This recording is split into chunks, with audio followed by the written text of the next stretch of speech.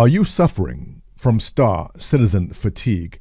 If this is affecting you for more than 10 days in a row, see a doctor. But it's true. Star citizen fatigue is a thing, and it is contagious and it is spreading. If you've noticed, I've kind of taken a little step back, not because I don't like the project, but because there's only so much of it you can do in long stretches before you just need something fresh.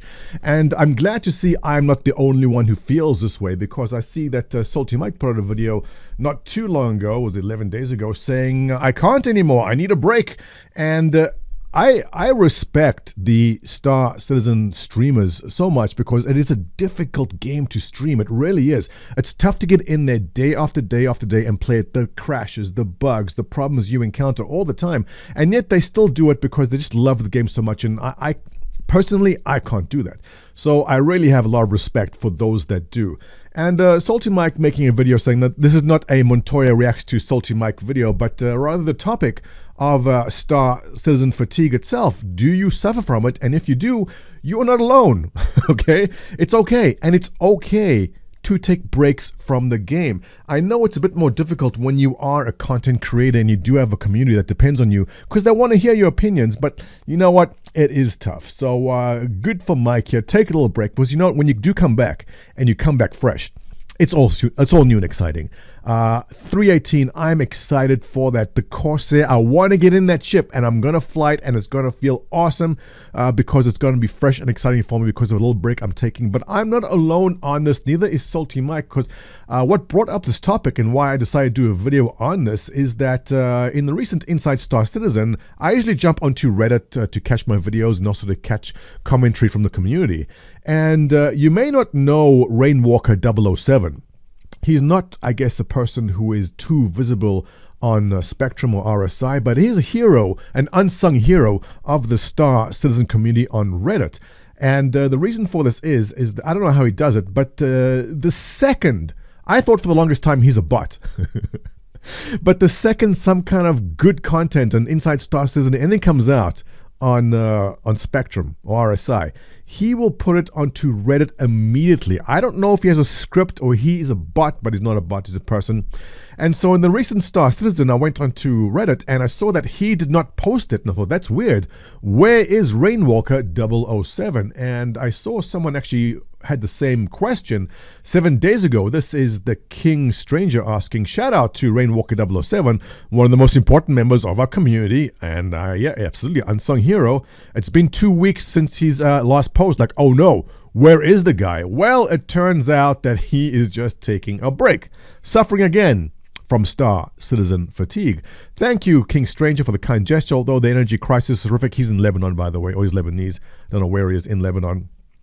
The energy crisis is horrific here, but actually stepped away from Star Citizen, Reddit, Discord, Spectrum, and everything related to Star Citizen after CitizenCon. And yes, strangely enough, so did I, and I'll explain more in a second. It was a healthy choice to do right now, at least for me, and hopefully I'll be back when things move again. But after squaring to server meshing, I just didn't want to make a post about it, because if there's one thing I learned from being on Reddit, it's never announce your departure. He's right about that. So it's interesting because here's my thought. I know I haven't made a video on CitizenCon.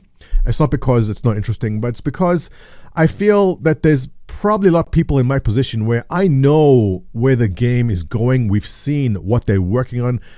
We know almost everything there is to know about this game right now. Maybe there's a new game loop, maybe there's a new ship, maybe there's new alien species, right? But at the base part of the game, I feel we have a good handle on, especially those of us who follow the project very, very closely. We have a good idea where it's going. There used to be a time where a CitizenCon would just be full of surprises. When we saw Area 18 for the first time, mind-blowing. Pupil to Planet, mind-blowing. Those kind of things happen more and more rarely as we go forward, because we now have a pretty good understanding of where the game is. I am in a position where I kind of know what's happening, right? So there's certain biomes. We haven't seen a lava planet. We haven't seen an ocean planet. You know they're going to do it. Where there's certain planets that we have not even thought of, but we kind of have a very clear idea of where it's going. The Montreal office, I'm sure, is already working on the next 5, 10, 15 systems. It's coming. But for the time being, there was nothing overwhelmingly surprising for me personally, in CitizenCon, everything I kind of expected to happen. They didn't show anything from Squadron 42, which was a huge disappointment for me. I'm like, all right, so you know what? Little break, come back fresh and excited for 318. That's where I stand, and I see that's exactly where Rainwalker here stands. Nothing wrong with it. It's fine. Same thing, Salty Mike. Take all the time you want. Come back fresh and invigorated. And again, I mean, you guys are not alone. Here is Richard Bong, who is a long-term member and supporter of Star Citizen on my forums, saying, hey, I give up. You know, it's been a long time. The lack of being able to hit those self-imposed deadlines, yes. Lack of transparency.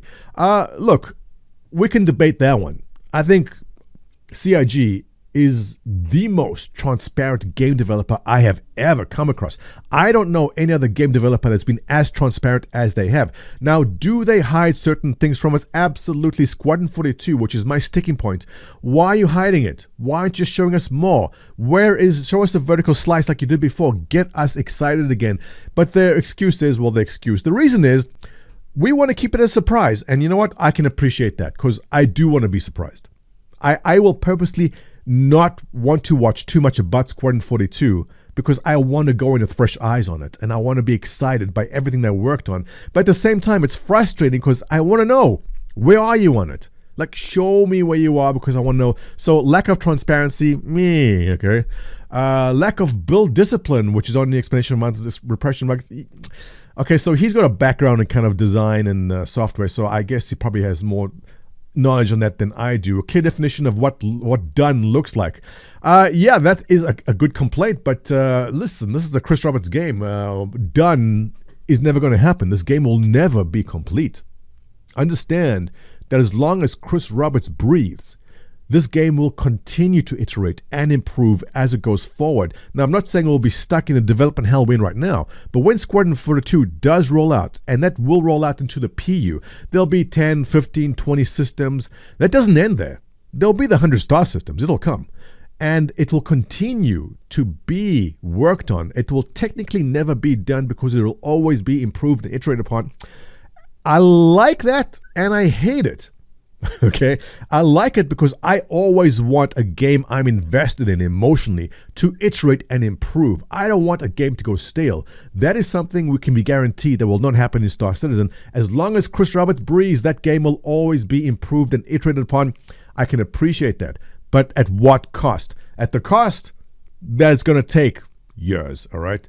Lack of measurable progress, I would disagree with that. I think the progress is measurable. But again, yeah, which goes to the second point. 11 years is still nothing. Depends on your definition of nothing, because those of us who've been around for a long, long time, sure, we can feel that way. But don't forget there's new guys coming in.